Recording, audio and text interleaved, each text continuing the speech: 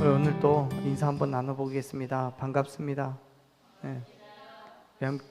함께 주의 전에서 예배하게 됨이 감사하고 또 하나님의 은혜를 누리게 되어서 또한 감사합니다. 사랑하는 여러분, 우리는 마음으로 육체적으로 참 힘든 한 주를 보내고 있습니다. 우리가 살아가는 각자의 삶 속에서 여러 가지 모양으로 마음의 아픔과 괴로움을 경험하고 있죠. 물론 사회적으로 어려운 것도 있습니다. 그렇지 않아도 경제가 어려운데 거기에 코로나 때문에 거리두기가 강화되고 길어지면서 더 이상은 버티지 못하고 견디기 어렵다라는 분들이 참 많아지는 것 같아요. 차라리 내가 계획한 일이 틀어져서 어렵다면 그나마 내 자신을 탓하면서 참아보려고 애쓸지도 모르겠습니다. 그런데 나하고는 아무런 상관이 없이 벌어지는 일들, 억울하게 괜히 피해를 보는 것 같은 일들이 내 삶에서 반복되고 있다면 얼마나 힘이 들겠습니까? 요즘 사회가 그래요. 나와는 아무런 상관없는 일인데 결론적으로는 내가 손해를 보는 것 같은 일들이 많아요. 그럴 때마다 우리는 믿음이 아니라 생존에 더 많은 비중을 차지하는 하루하루를 보내게 됩니다. 내 지식과 경험에 의지하는 삶, 주변 환경과 사람들을 바라보는 그 시선으로 바뀌어져 가요. 사랑하는 여러분, 믿음은요, 기쁘고 즐거울 때만 갖는 게 믿음이 아닙니다. 물론 힘들고 어려울 때만 찾는 믿음도 아닙니다. 살아가는 매 순간순간들 속에서 우리는 믿음의 자리에서 하나님만 바라봐야 될 줄로 믿으시길 바랍니다. 그렇게 우리가 하나님을 바라보면 주어진 삶에서 믿음을 지킬 때면 하나님의 역사하심을 우리는 경험하게 되는 거예요. 우리 다시 한번 말씀을 한번 읽어볼까요? 17절 말씀이에요. 같이 읽어보겠습니다. 여인이 과연 잉태하여 한 해가 지나 이때쯤에 엘리사가 여인에게 말한데도 아들을 낳았더라. 아멘. 당시에 엘리사는요, 이스라엘 백성들을 돌아보기 위해서 각 지역을 순회하고 다녔습니다. 한 곳에만 머물러 있는 것이 아니라 각 지역을 다니면서 그곳에 하나님의 복음을 전하고 또 하나님께서 말씀하신 일들을 수행해 나아간 거죠. 그 중에 그가 항상 지나가던 길에 수넴이라는 지역이 있었는데 그 지역에서는 엘리야를 극진히 보살피던 한 여인이 있었습니다. 얼마나 극진히 보살폈는지 이 수넴 여인은 자기의 집에 이 엘리사를 위한 방까지 마련해 두고 그곳에 항상 모셨습니다. 그 여인에게 엘리사는 뭔가를 보답을 하고 싶었고 게하시와 그 몸종인 게하시와의 상의 끝에 한 가지 예언을 합니다. 16절을 우리가 읽은 말씀 아닌데 16절 말씀을 보면 그 예언이 이래요. 한번 읽어볼까요? 16절 말씀 같이 읽습니다. 엘리사가 이르되 한 해가 지나 이때쯤에 내가 아들을 안으리라 하니 여인이 이르되 아니로소이다. 내 주 하나님의 사람이여 당신의 계집종을 속이지 마옵소서 하니라. 아멘. 여러분, 이 수넴 여인에게는 엘리사의 예언이 마치 놀리는 것처럼 느껴졌어요. 왜냐하면 그는 이미 아들을 가지기에는 어려울 만큼 나이가 많았거든요. 자녀도 없어요. 남편은 늙었어요. 당연히 아이를 낳을 수 없는 환경이었어요. 그러니 수넴 여인의 입장에서는 속이지 말라고 말할 수밖에 없는 거예요. 그런데 여러분, 생각해 보십시오. 수넴이라는 이 지역은 이사갈 지파의 기업으로 허락된 땅에 있습니다. 즉, 이 여인은 유대인이고 하나님에 대해서 알고 있었다는 말이에요. 그렇기 때문에 당연하게도 엘리사를 하나님의 종으로 인정을 하고 그의 집에 엘리사를 위한 방을까지 마련해 둘 만큼 하나님께 헌신된 사람이었던 거예요.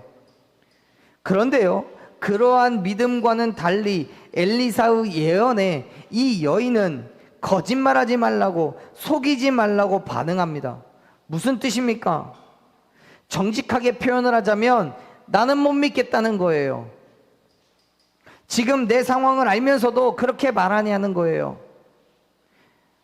나는 아이를 낳을 수 없는데 나에게 아이를 주겠다고 말하는 것은, 아이를 낳을 거라고 말하는 건 나를 놀리는 거니 아니냐고 그렇게 이야기하는 거예요.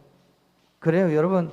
하나님께서 우리에게 말씀하시는 것은 당연하게 벌어질 일이 아니에요. 당연히 이루어질 일이라면 굳이 뭐라고 말씀하시겠습니까?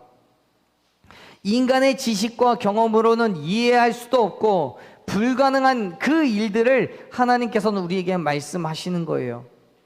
그런데 여러분, 하나님의 말씀이라면 그 당연하지 않은 일들이 당연히 이루어질 것을 믿으시길 바랍니다.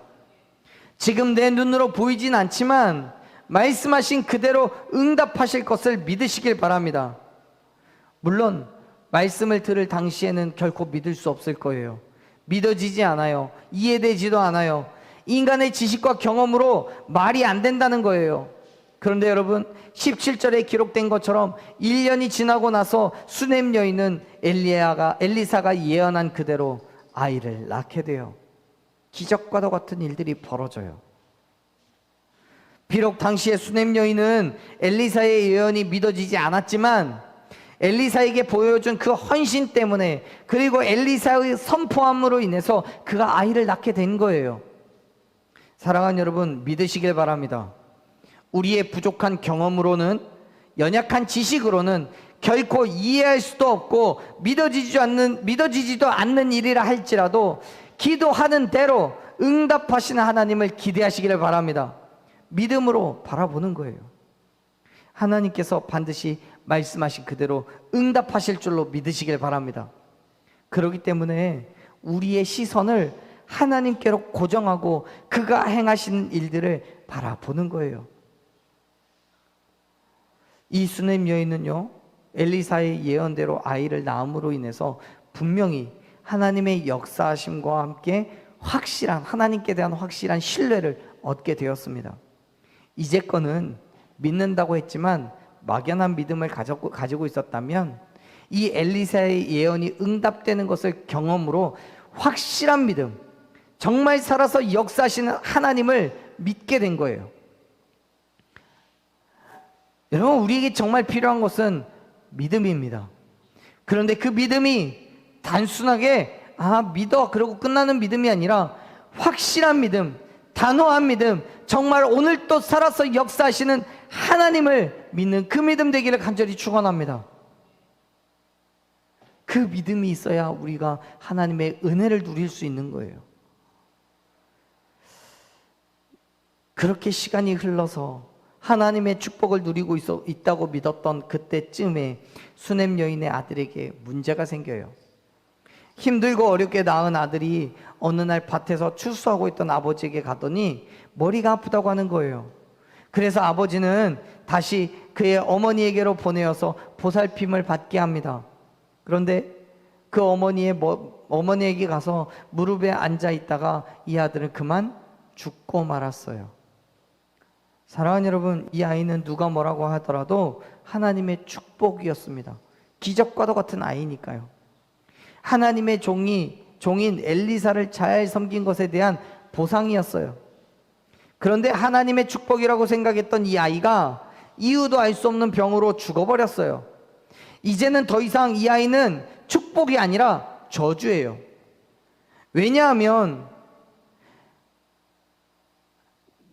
이전에는 내 기쁨이 되었던 아이가 죽음으로 인해서 나의 괴로움이 되고 슬픔이 되어버렸기 때문에요. 이러한 상황에 이 수넴 여인은요, 어떻게 반응을 합니까? 한번 말씀을 볼까요? 21절, 22절 두 절 말씀을 함께 읽겠습니다. 그의 어머니가 올라가서 아들을 하나님의 사람의 침상 위에 두고 문을 닫고 나와 그 남편을 불러 이르되 청하건대 사환 한 명과 나귀 한 마리를 내게로 보내소서. 내가 하나님의 사람에게 달려갔다가 돌아오리이다 하니. 아멘.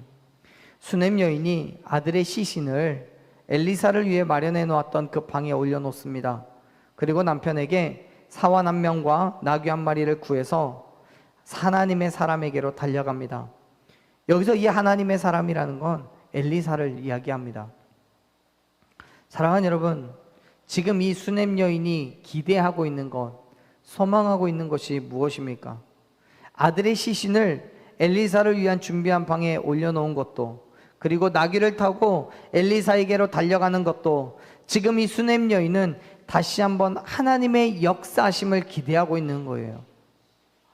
비록 아들의 죽음으로 인해서 비통하고 괴로운 경험을 하고 있는 것은 당연하지만, 그것으로 인해서 하나님을 떠나가거나 저주하는 것이 아니라 오히려 더욱 하나님을 향해 나아가고 있음을 믿으시길 바랍니다. 왜요? 수냄 여인은 하나님이시라면 이 아들을 다시 살리실 수 있을 거라고 믿었기 때문이에요. 그렇기 때문에 아들을 엘리사의 방에다 두고 또 엘리사를 만나기 위해서 달려가고 있는 거예요. 여러분, 이전의 수냄 여인이라면 이렇게 하지 않았을 거예요. 아들을 낳을 것이라는 엘리사의 예언에 놀리지 말라고 말했던 그때라면 아들의 죽음을 놓고 통곡을 하며 하나님을 원망하고 울부짖을지도 몰라요. 하지만 지금은 그렇지 않아요. 왜요? 하나님의 기적을 믿으니까요.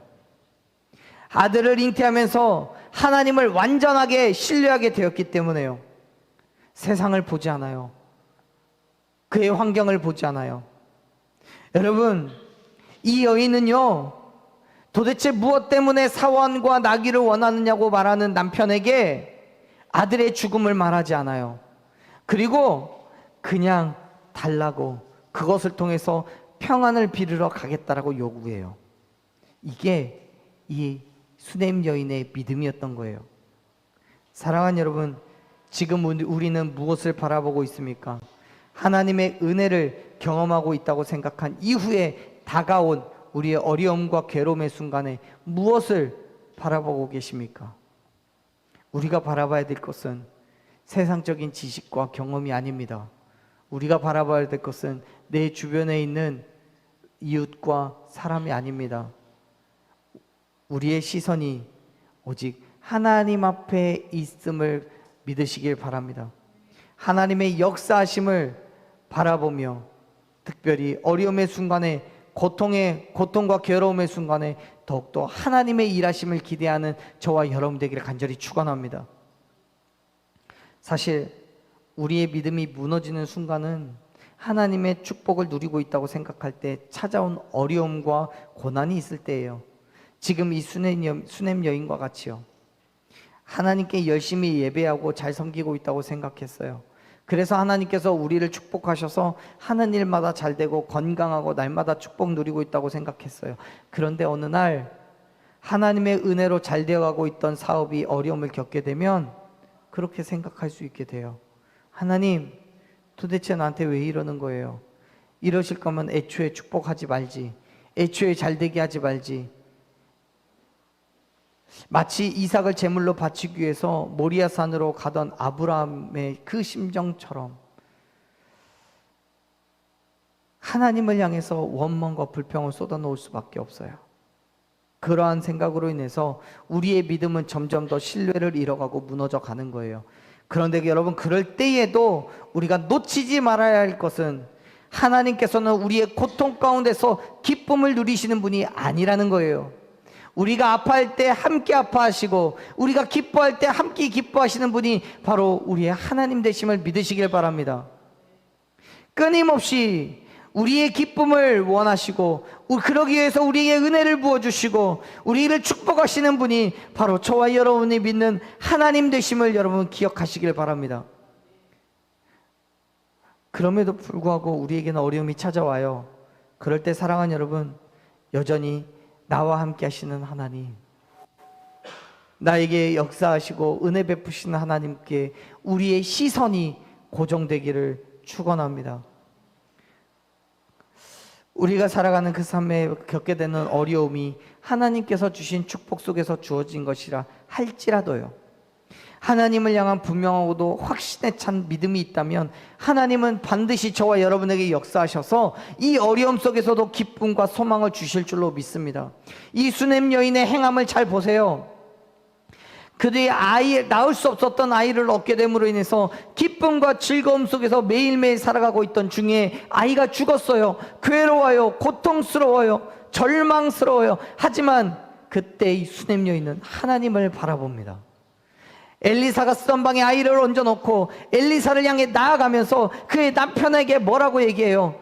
평안하라고요. 평안을 빌러 간다라고 그렇게 얘기해요. 그것이 이 수넴 여인의 믿음이었어요.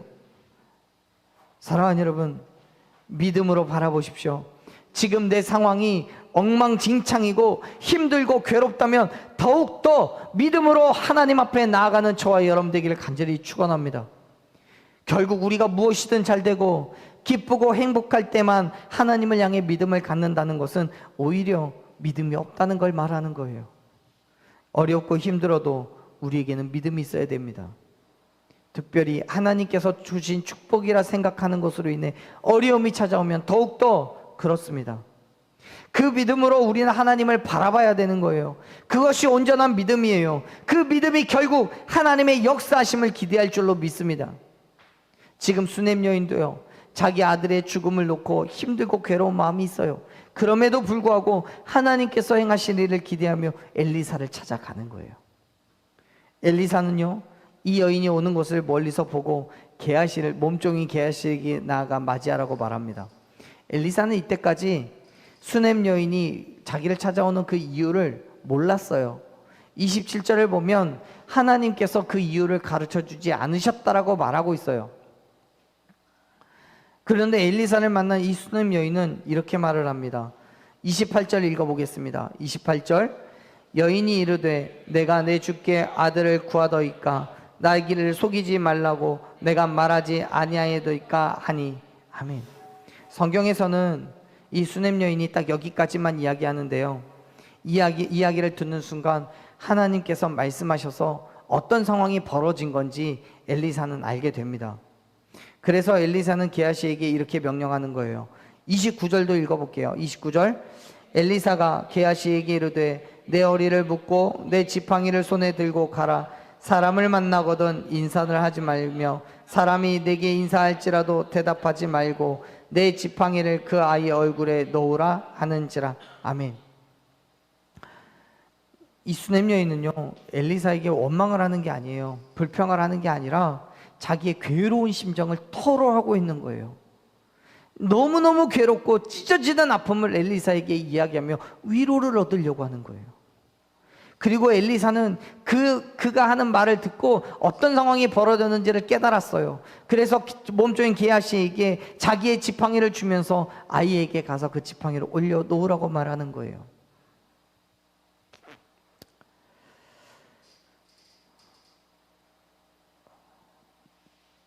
지금 엘리사의 명령을 받고 수넴 여인과 엘리사보다 앞서서 그 집으로 달려가고 있는 게하시는요, 도착하자마자 엘리사의 명령대로 그대로 행합니다. 그런데 그 결과는 어떻습니까? 31절을 보면 이렇게 말합니다. 31절 읽어볼게요. 게하시가 그들보다 앞서가서 지팡이를 그 아이의 얼굴에 놓았으나 소리도 없고 듣지도 아니하는지라 돌아와서 엘리사를 맞아 그에게 말하여 아이가 깨지 아니하였나이다 하니라. 아멘. 아마도 엘리사도 그렇고 게하시도 그렇고 그 아이의 얼굴 위에 지팡이를 올려놓는 그 이유가 바로 그 아이의 죽음으로부터 그 아이를 건지기 위함이었던 것 같아요. 그래서 그럴 거라고 확신을 가지고 가서 게하시가 명령한 그대로 했지만, 엘리사가 명령한 그대로 했지만 이 아이는 깨어나지 않아요. 그런데요, 여러분, 여기에서 우리가 집중해야 될 것은 왜입니다. 왜 아이는 깨어나지 않을까요? 여러분, 게하시가 보고 있는 게 있습니다. 지금 게하시는 무엇을 보고 있습니까? 엘리사가 준 지팡이만 보고 있습니다. 물론 엘리사가 게하시에게 지팡이를 주면서 어떻게 하라고 명령했으면 분명합니다. 엘리사의 믿음은 그 지팡이에 있는 것이 아니라 하나님께서 그 지팡이를 통해 역사하실 것을 기대하고 있었습니다. 그런데 게하시는 하나님과 엘리사에 대한 믿음이 아니라 그가 들고 가는 그 지팡이에 무언가 특별한 능력이 있을 거라고 기대하고 있는 거예요. 그래서 그 지팡이를 올려놓기만 하면 아이가 일어날 것이라고 믿는 거예요. 그 마음이 게하시에게 있는 것을 알고 있었던 엘리사가 그렇게 당부하는 거예요. 누구도 만나지 말고 인사하지도 말고 받지도 말라고요. 만일 서로 간에 인사하게 되면 게하시는 이 지팡이에 대해서 자랑하게 될 거라는 염려가 있었어요. 또 더 시간이 늦어질까 봐 걱정을 했어요. 다시 말해서요, 게하시는 엘리사나 지팡이를 통해서 역사하시는 하나님을 믿고 신뢰한 게 아니라 이 지팡이에 어떤 능력이라도 있는 것처럼 여기고 한 걸음에 달려가서 죽은 아이 얼굴에 지팡이 먼저 올려놓는 거예요. 사랑하는 여러분, 지금 우리는 무엇을 바라보고 있습니까? 어떤 믿음으로 보고 있습니까? 여러분, 우리에게 믿음이 있다면, 게하시에게 믿음이 있었다면 그 지팡이를 올려놓기도 전에 그는 하나님께 간구했어야 되는 거예요. 하나님, 내가 지금 엘리사가 명령한 대로 지팡이 올려놓습니다. 이 지팡이를 통해 역사하셔서 아이를 일으켜 세워 주시옵소서. 엘리사의 믿음대로, 선생님의 믿음대로 하나님 응답하시옵소서 기도했어야 되는 거예요. 그런데 성경 어디를 뒤져봐도요, 게하시가 기도했다는 얘기는 나오지 않아요. 다시 말해서 게하시는 지팡이만을 보고 있었던 거죠. 사랑하는 여러분, 우리에게 믿음이 있다면, 하나님을 신뢰하고 그분의 역사하심에 대한 믿음이 있다면 우리가 바라봐야 될 것은 도구가 아니라 하나님이어야 될 줄로 믿습니다. 사실 게하시가 들고 가는 것이 지팡이든 돌멩이든 아니면 자그마한 천조가리든 아무런 상관이 없어요. 왜요? 지팡이의 능력이 있는 게 아니니까요. 역시 우리도 마찬가지입니다. 우리 손에 들려진 것이 물질이든 어떤 자격증이든 아무런 상관없습니다. 결국 능력을 발휘하는 것은 하나님이신 줄로 믿으시길 바랍니다. 우리의 물질도, 우리의 자격증도, 내가 갖고 있는 힘과 어떤 도구도 아닙니다. 하나님께서 저와 여러분 가운데 능력으로 역사하여 주실 것을 믿으시길 바랍니다.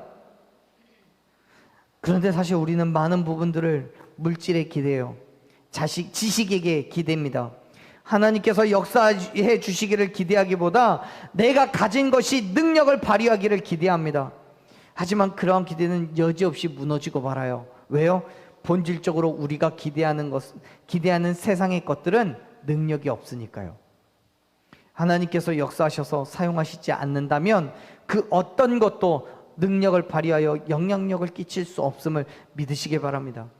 그렇기 때문에 사랑하는 여러분, 오직 믿음으로 하나님만 바라보시기를 축원합니다. 하나님께서 일하실 것을 기대하시기를 바랍니다. 하나님 앞에 부르짖으며 하나님께서 행하실 그 일을 기대하는 저와 여러분 되기를 간절히 축원합니다. 지금 내 상황이 그렇지 않더라도요, 또 내가 가진 것 중에 출중한 것이 하나도 없어도요, 결국 하나님께서 역사하시면 아무짝에도 쓸모없는 것이라도, 반대로 하나님께서 역사하시면 그 어떤 하찮은 것이라도 그 능력을 발휘할 수 있음을 믿으시길 바랍니다. 그렇기 때문에 믿음으로 바라보십시오. 하나님의 역사하심으로 모든 것이 해결되어지고 이루어질 것에 대한 분명한 믿음으로 어떻게 역사하실지를 기대하십시오.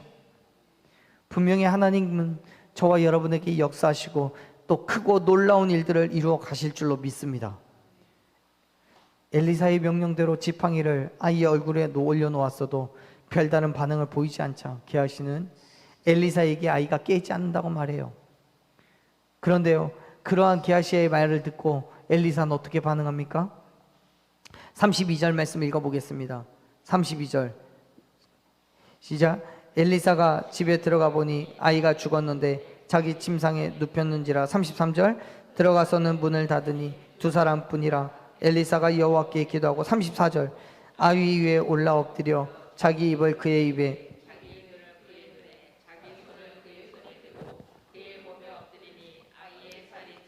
따뜻하더라. 아멘. 엘리사는 당황하지 않아요. 아이에게로 갑니다. 그리고 아이의 상태를 보고는 그 다음에 하나님께 기도해요. 사랑하는 여러분, 지금 엘리사가 바라보고 있는 게 무엇입니까? 우리가 말씀을 통해서 분명히 알 수 있는 건 엘리사가 바라보고 있는 것은 하나님이에요. 아이를 보고 엘리사가 가장 처음에 한 일이 뭐예요? 기도한 거예요. 사랑하는 여러분, 하나님께서 행하실 일에 대한 분명한 확신과 기대를 가지고 기도하고 있는 거예요. 그 이후에 하나님께서 주시는 감동대로 아이 위에 올라가서 엎드리는 거예요. 그때 아이에게 어떤 일이 일어납니까? 34절 이후에 기록된 것처럼 아이의 체온이 올라가면서 살아나기 시작합니다. 자, 여러분, 엘리사는 자기가 그곳에 빨리 갈 수 없어서 게하시를 통해 자기의 지팡이를 들려보낸 거예요.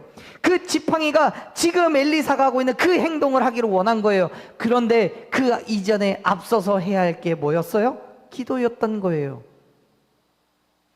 게하시가 아이의 상태를 보고 하나님께 먼저 기도하고 34절에서 엘리사가 하고 있는 것처럼 지팡이를 그 아이 위에 올려놓았다면 아이는 이미 살아나 있었을 거예요. 사랑하는 여러분, 우리가 분명히 이해하고 있는 것은 엘리사에게 능력이 없다는 거예요. 물론 엘리사가 준 지팡이에게도 능력이 없습니다. 엘리사가 깨어나게 한 이 아이에게는 엘리사의 능력도 지팡이의 능력도 필요 없었어요. 뭐만 기대하면 돼요? 하나님의 역사하심만 기대하면 되는 거예요. 믿으십니까? 결국 믿음으로 하나님을 바라봤을 때 하나님은 역사하시는 거예요.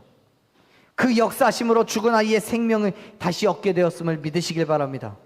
사랑하는 여러분, 우리가 바라봐야 될 건 무엇입니까? 특별히 우리의 믿음으로 바라봐야 될 것이 무엇입니까? 지금의 어려움 때문에 좌절하겠습니까? 아니면 하나님의 축복으로 받은 것 때문에 주저앉으시겠습니까? 우리가 기대하고 믿음으로 바라봐야 될 것은 오직 하나님 한 분뿐임을 믿으시길 바랍니다. 사랑하는 여러분, 믿음으로 바라보십시오. 우리의 시선을 고정하십시오. 지금 당장은 힘들어요. 얼마 되지 않아서 역사하실 하나님을 기대하며 우리의 힘듦을 맡겨놓으십시오. 우리의 믿음에, 또 우리가 바라보는 그 시선에 하나님께서는 분명히 역사하실 줄로 믿습니다.